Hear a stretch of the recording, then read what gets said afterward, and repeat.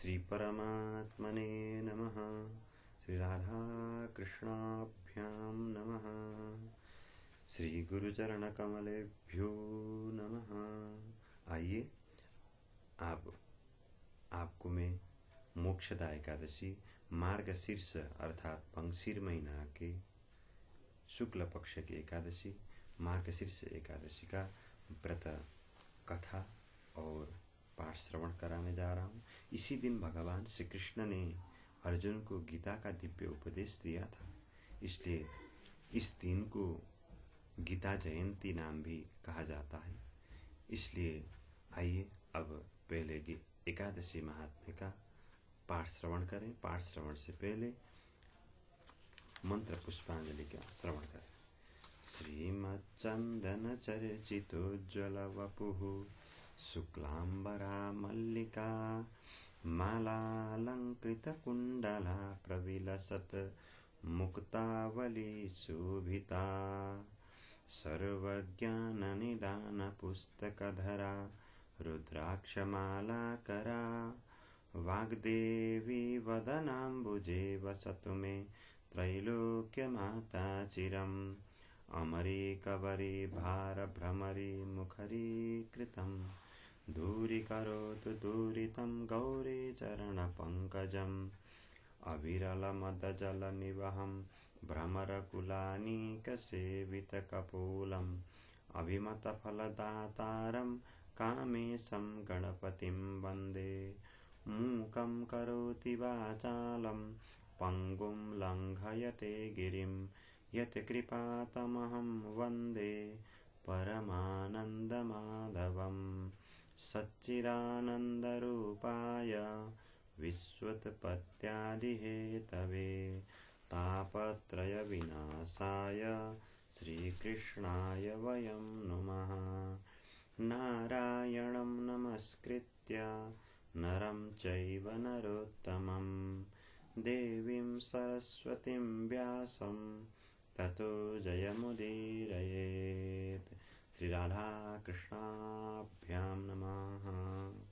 अब पाठ पारायण प्रारंभ करते हैं। आइए सबसे पहले अथ द्वितीयोत्सवः अथ मार्गशीर्ष शुक्लैकादशी कथा। युधिष्ठिर उवाच वन्दे विष्णुं प्रभुं साक्षाल्लोकत्रयसुखप्रदं विश्वेशं विश्वकर्तारं पुराणं पुरुषोत्तमं पृच्छामि देवदेवेश संशयोऽस्ति महान् मम लोकानां तु हितार्थाय पापानां च क्षयाय च। मार्गशीर्षे शिते पक्षे किं नामैकादशी भवेत् कीदृशश्च विधिस्तस्या को देवस्तत्र पूज्यते एतदा चक्ष्व मे स्वामिन् विस्तरेण यथा तथम्। श्रीभगवानुवाच सम्यक् पृष्टं त्वया राजन् साधु ते विपुलं यशः कथयिष्यामि राजेन्द्र हरिवासरमुत्तमम्। उत्पन्ना शासिते पक्षे द्वादशी मम वल्लभा मार्गशीर्षे समुत्पन्ना मम देहान्नराधिप मुरासुरवधार्थाय प्रख्याता मम वल्लभा कथिता सा मया चैव त्वदग्रे राजसत्तम।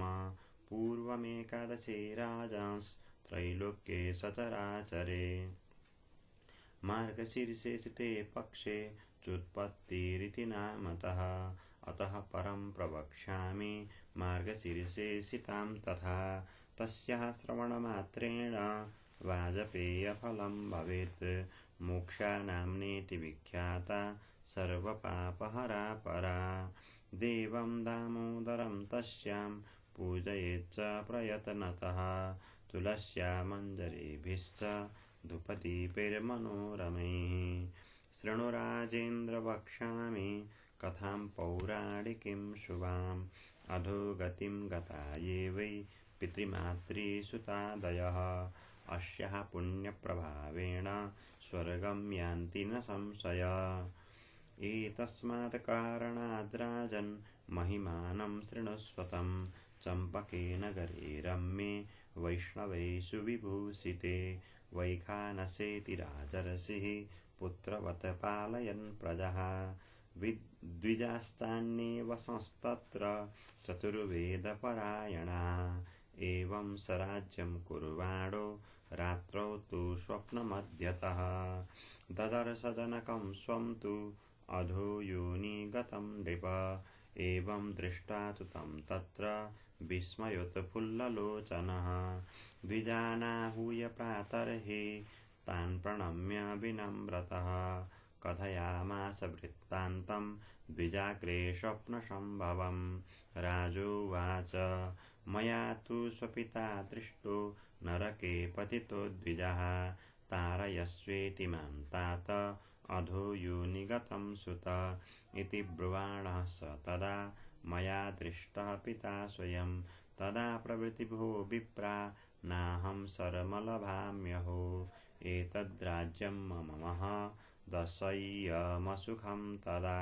अश्वागजा रथाश्चैव मे रोचन्ते न सर्वथा न कोऽपि सुखायेति न किञ्चित् सुखदं मम न दारा न सुता मह्यं रोचन्ते द्विजसत्तमः किं करोमि क्व गच्छामि शरीरं मे सुदह्यते दानं व्रतं तपो योगो येनैव मम पूर्वजाः मोक्षमायान्ति विप्रेन्द्रास्तदेव कथयन्तु मे किं तेन जीवता लोके सुपुत्रेण बलीयसा पिता तु यस्य नरके तस्य जन्म निरर्थकं ब्राह्मणा ऊचुः पर्वतस्य मुनेरत्र आश्रमो निकटे नृप गम्यतां राजशार्दूल भूतं भव्यं विजानतः तेषां श्रुत्वा ततो वाक्यं वैखानो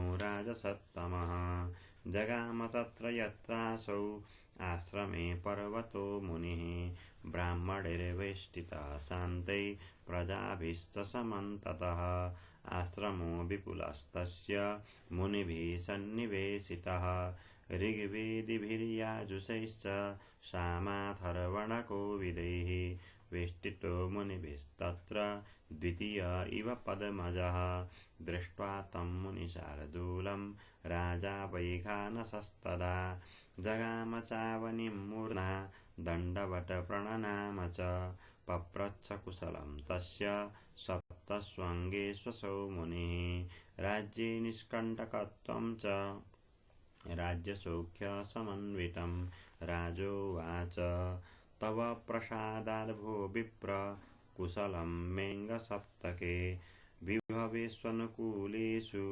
कश्चिद्विघ्न उपस्थितः एतन्मे संशयन् ब्रह्मन् प्रष्टुं त्वां च समागतः एवं श्रुत्वा नृपवचः पर्वतो मुनिसत्तमा ध्यानास्तमितनेत्रासौ भूतं भव्यं व्यचिन्तयत्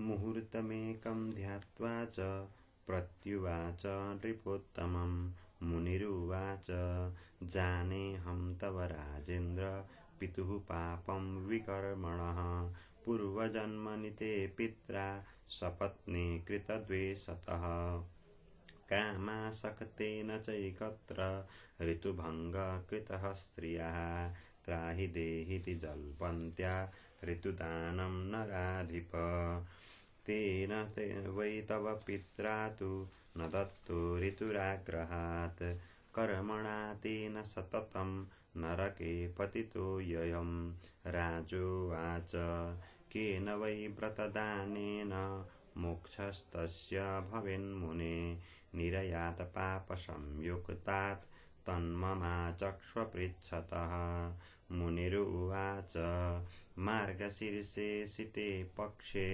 मोक्षानाम्नि हरेस्तिथिः सर्वैस्तु तद्व्रतं कृत्वा पित्रे पुण्यं प्रदीयतां तस्याः पुण्यप्रभावेण मोक्षस्तस्य भविष्यति मुनिर्वाक्यं ततः श्रुत्वा नृप स्वगृहमागतः आग्रहायणि किं कृच्छ्रात् प्राप्तो भरतसत्तमा अन्तःपुरचरैः सर्वैः पुत्रदारैस्तथा नृपः व्रतं कृत्वा विधानेन पुण्यं दत्त्वा नृपाय तत् तस्मिन् दत्ते तदा पुण्ये पुष्पवृष्टिरभूद्दिवः वैखानसपिता तेन गतः स्वर्गं स्तुतो गणैः राजानमन्तरिक्षाच्च शुद्धां गिरमभासत स्वस्त्यस्तु ते पुत्रसदेत्युक्ता स त्रिदिवं गतः एवं यः कुरुते राजन् मोक्षदैकादशीमिमां तस्य पापं क्षयं याति मृतो मोक्षमवाप्नुयात् नातः परतरा काचिन् मोक्षदा विपुला विमला शुभा पुण्यसंख्या तु राजेन्द्र न जानेऽहं तु यैः कृतः चिन्तामणिसमाह्येषा स्वर्गमोक्षप्रदायिनी इह लोके सुखं मानं प्रतिष्ठां जयवर्धिनी चिन्तामणिसमाह्येषा स्वर्गमोक्षप्रदायिनी इह लोके सुखं मानं प्रतिष्ठां जयवर्धिनी। स्वस्ति श्री भविष्योत्तर पुराणे श्री कृष्णार्जुन संवादे मार्ग शुक्ल एकादश्या मोक्षदा नाम्न्या माहात्म्यम श्री राधा कृष्णार्पणमस्तु। आइए अब पाठ के अंत में मंत्र पुष्पांजलि करें। उपनयतु मंगलम वह सकल जगन मंगलालयः श्रीमान दिनकर किरण निबोधित नवनलिन दल निभेक्षणः कृष्णः तत्रैव गंगा यमुना च तत्र गोदावरी सिंधु सरस्वती च सर्वाणि तीर्थानि वसन्ति तत्र यत्राच्युतोदार कथा प्रसंगः काले वर्षतु पर्जन्यः पृथिवी सस्यशालिनी देशोऽयं क्षोभरहितो ब्राह्मणा सन्तु निर्भयाः अपुत्राः पुत्रिणः सन्तु पुत्रिणः सन्तु पौत्रिणः निर्धनाः सदनाः सन्तु जीवन्तु शरदां शतं यं ब्रह्मा वरुणेन्द्र रुद्रमरुतः स्तुन्वन्ति दिव्यैस्तवैर्वेदैः साङ्गपदक्रमोपनिषदैर्गायन्ति यं सामगाः ध्यानावस्थिततद्गतेन मनसा पश्यन्ति यं योगिनो यस्यान्तं न विदुषुरासुरगणा देवाय तस्मै नमः। अतसी कुसुमोपमेयकान्तिर्यमुनाकूलकदम्बमूलवर्ती नवगोपवधूविलासशाली वनमाली वितनोतु मङ्गलं नः। ॐ तत्सत् श्री राधा कृष्णार्पणमस्तु। कृष्णाय वासुदेवाय हरये परमात्मने प्रणतक्लेशनाशाय गोविंदाय नमो नमः। आइए अब यह जो मोक्षदा नामक एकादशी है, इस एकादशी महात्म्य का पाठ श्रवण करने के अनंतर अब हम कथा का श्रवण करते हैं। मोक्षदा एकादशी मार्गशीर्ष मास के शुक्ल पक्ष की एकादशी है। इसी एकादशी के दिन भगवान श्री कृष्ण ने अर्जुन को अपना दिव्य गीता का ज्ञान प्रदान किया था। इसलिए इसी दिन को गीता जयंती कहा जाता है। अर्थात जिस तरह से पवित्र भाव और पवित्र दिन एकादशी थी, उसी पवित्र भाव और पवित्र दिन के दिन अर्जुन को भी पवित्रता के दिन पर ही भगवान श्रीहरि ने गीता का श्रवण कराया था। इसलिए यह दिन गीता जयंती कहलाती है। गीता का तात्पर्य होता है जो गान किया गया हो उसको गीता कहते हैं।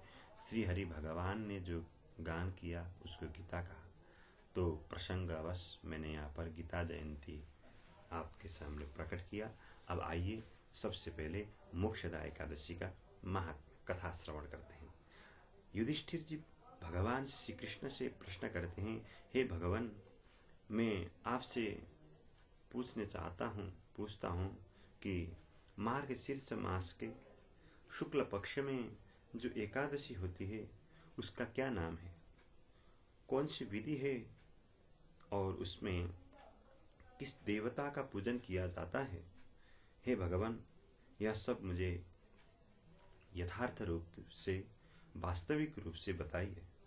भगवान श्री कृष्ण बोले, हे राजन, हे युधिष्ठिर, मार्ग मास के कृष्ण पक्ष में जो उत्पत्ति का नाम की एकादशी होती, जिसका वर्णन मैंने तुम्हारे सामने कर दिया, अब मैं तुम्हें शुक्ल पक्ष के एकादशी का वर्णन करूंगा, जिसके श्रवण मात्र से तुम्हें वाजपेय यज्ञ का फल मिलता है। उसका नाम है मोक्षदा एकादशी, जो संपूर्ण पापों को अपहरण करने वाली है। हे राजन, हे युधिष्ठिर, उस दिन प्रयत्न पूर्वक तुलसी की मंजरी तथा धूप और दीप आदि से भगवान श्री दामोदर का, श्री कृष्ण का पूजन करना चाहिए। पूर्वोक्त विधि से ही दशमी और एकादशी के नियम का पालन करना उचित है।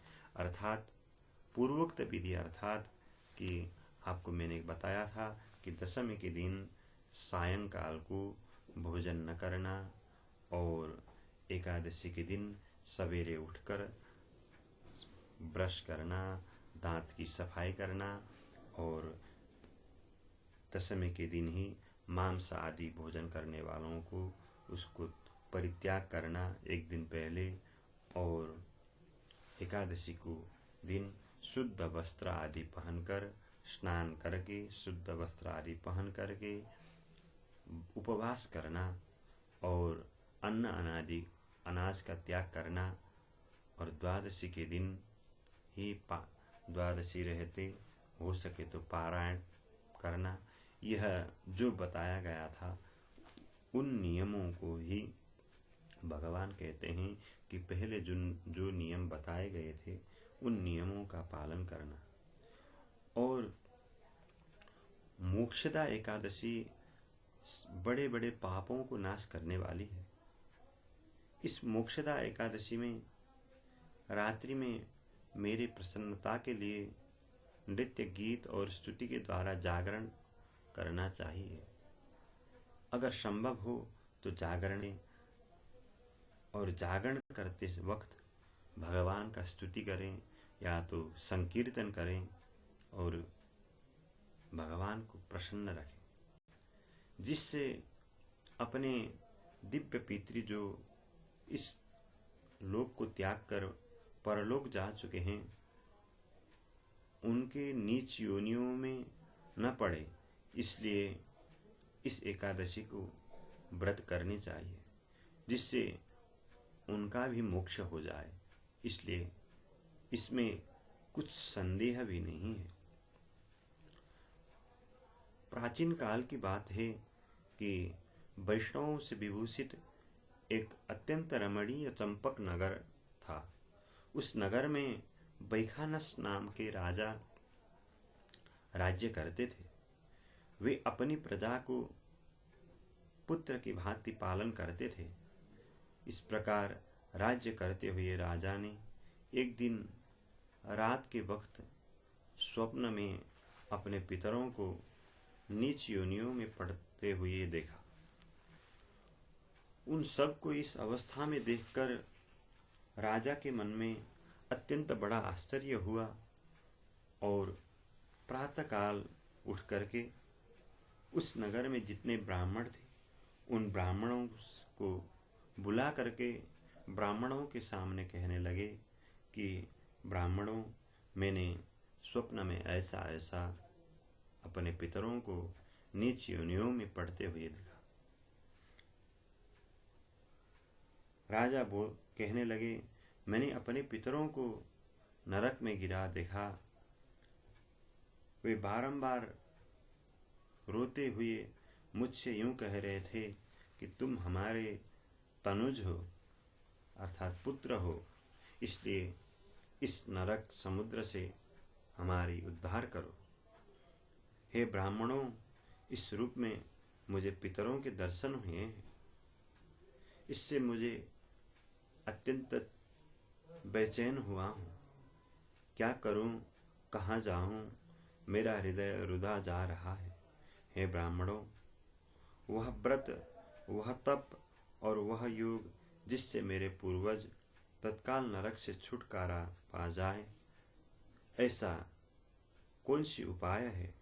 कृपा करके मुझे बताएं।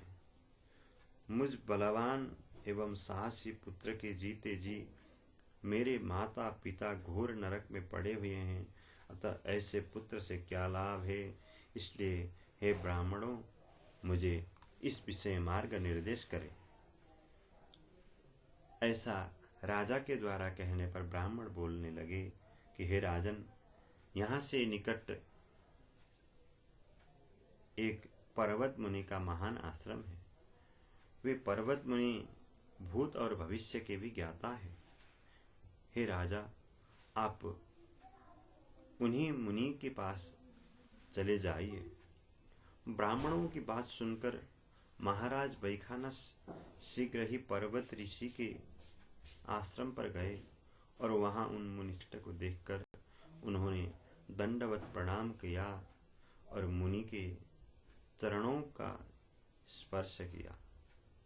मुनि ने भी राजा के राज्य के 7 अंगों की कुशलता पूछी। राज्य के 7 अंग जो होते हैं कि राजा, मंत्री, राष्ट्र और जो दुर्ग, कवच, खजाना, सेना और राजा के मित्र वर्ग, ये सब के बारे में कुशलता पूछने के बाद राजा बोले, हे मुनि, हे स्वामी, आपकी कृपा से मेरे राज्य के 7 अंग सकुशल हैं, किंतु मैंने स्वप्न में देखा है कि मेरे पितर नरक में जा रहे हैं। नरक में जाते हुए वे बिलखते हैं और मेरे सामने रोते हुए दिखाई पड़े। अतः बताइए, किस पुण्य के प्रभाव से उनका उस नरक से छुटकारा होगा? राजा की यह बात सुनकर मुनि श्रेष्ठ पर्वत बोल एक मुहूर्त पर्यंत ध्यान में निमग्न रहे। इसके बाद वे राजा से कहने लगे, हे महाराज, मार्गशीर्ष मास के शुक्ल पक्ष में जो मोक्षदा नाम की एकादशी होती है, तुम सब लोग मिलकर के उस मोक्षदा नाम की एकादशी का व्रत करो और उस व्रत के द्वारा आपने जो उपार्जन किया, कमाया हुआ पुण्य है, वह पुण्य अपने पितरों को प्रदान करो। उस पुण्य के प्रभाव से उनका नरक से उद्धार हो जाएगा। भगवान श्री कृष्ण कहने लगे कि हे युधिष्ठिर, पर्वत मुनि की यह बात सुनकर बैखानस राजा पुनः अपने घर लौटे।